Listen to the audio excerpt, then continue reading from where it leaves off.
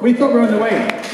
We did learn a few things from the Gawler gig. First thing we learned was that Don had to get rid of his beard. It would take years, but eventually we got rid of the fucking mustache as well. The second thing we learned was that the rest of us had to stop combing our hair because we looked like chicks. Not good-looking chicks, but chicks. So anyway, I thought we were on our way. You know, we all thought, yes, this is it, we're on.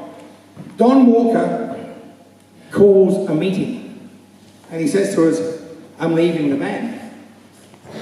I'm going, what? Are you serious? We're so successful. We've done 2 shows now. Don wanted to go back to university and get his master's degree in quantum physics, right? He did that. When you think about it though, Don's still playing piano in a band. That degree is about as useful as a push bike is to a fish. But anyway, we respected Don. We all looked. Don was like the eldest guy in the band. He was like the big brother. We all looked up to him. So he said, "Oh, look, I'm going back. I'm going to go to Armidale, northern New South Wales. It's miles away, right? This is where I'm going to go and finish my university." So we all went, "Okay, we'll come with you." And you could see he's thinking, "Oh, I'm studying quantum physics. Do I need these guys around my feet? He's going, why don't you guys stay here, do a few shows, get a few things under your belt. I'll come back and join the band later." And we went, "No, we're coming with you." So that was decided. We're all going to move to Armidale, New South Wales, right? So I remember Michael, the roadie. Michael bought a truck. It's a very small truck.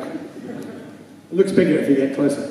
But we didn't have much gear. We didn't have a lot of gear, so we thought that's it. And you can tell we didn't think this through, because what we were going to do is we're going to drive 1,800 miles across Australia in the back of that truck.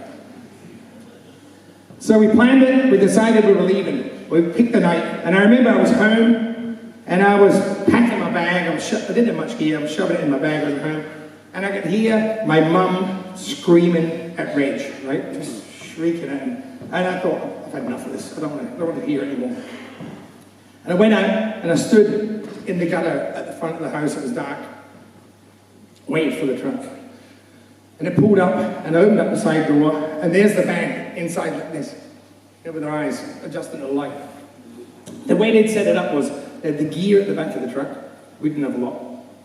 And they had a mattress in the middle, so we had somewhere to sit. And then it was the front, the driver's section. So I threw my bag in, got in, shut the door, boom, pitch black. And we drove off through the Adelaide Hills. And I remember seeing Adelaide, our hometown, disappearing in the rear vision mirrors. And I thought, if I never see this place again, it's going to be too soon. I was happy. This book, Working Class Boy, is a memoir of running away. I know, I read it on the cover. No, I won't. I've been running all my life. You know, I've been running from everything. I run from fear, from shame, from family, from chicks, from drugs, from booze, from cars, from bands.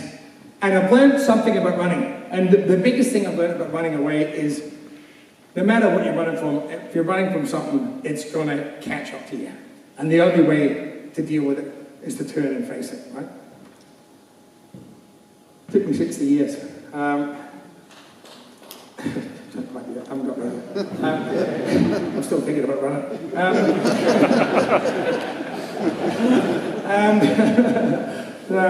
But, of course, Coach Chisel, after 6 months, had to move back to Adelaide. We had to come back to Adelaide. And I didn't want to ever go back there again, right? So I remember we got back there, and every place I looked reminded me of something horrible that happened in my childhood. And I stayed drunk the whole time, you know. I must have driven them nuts. Years later, Don Walker, Steve, by the way, Steve joined the band, Steve Preswich. Steve was an immigrant like me. He came from Liverpool. Steve was much different to me, though. Steve, his family were like his dad used to play drums, used to play in the cabin, you know, the same club as the Beatles. Steve was a bit of a hippie, and he was, you know, he played music, whereas I was out in gangs fighting. Steve was gentle. But him and Don wrote a song about going back to your hometown and seeing, you know, the things that, you know, you used to think were silly, the people you used to hang out with, or the places you used to go. For me, it was a different song, you know. I've sang this song for 35 years. I want to leave you with it tonight. I've sang it for 35 years, and every time I sing this song, I get knots in my stomach. And, you know, sometimes it's really hard to sing. And since Steve died, it's got even harder to sing. I'd like to thank you for letting me talk to you tonight about the book. And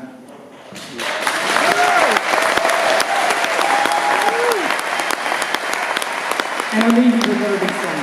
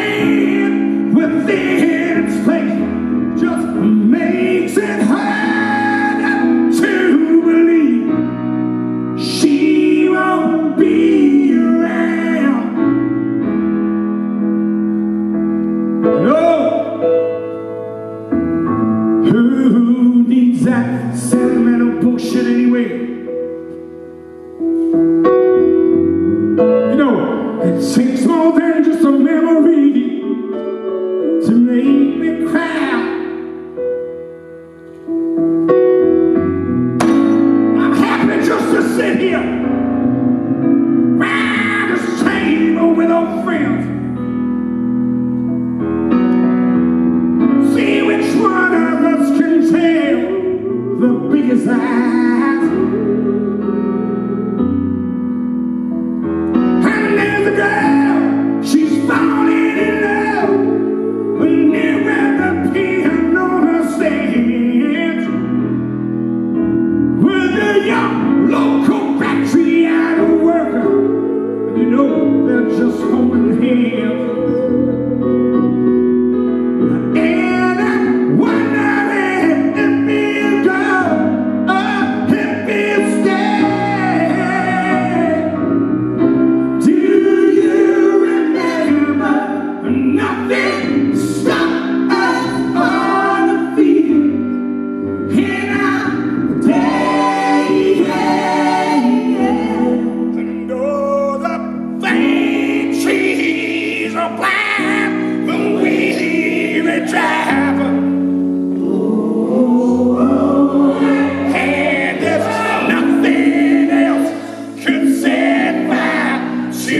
this town.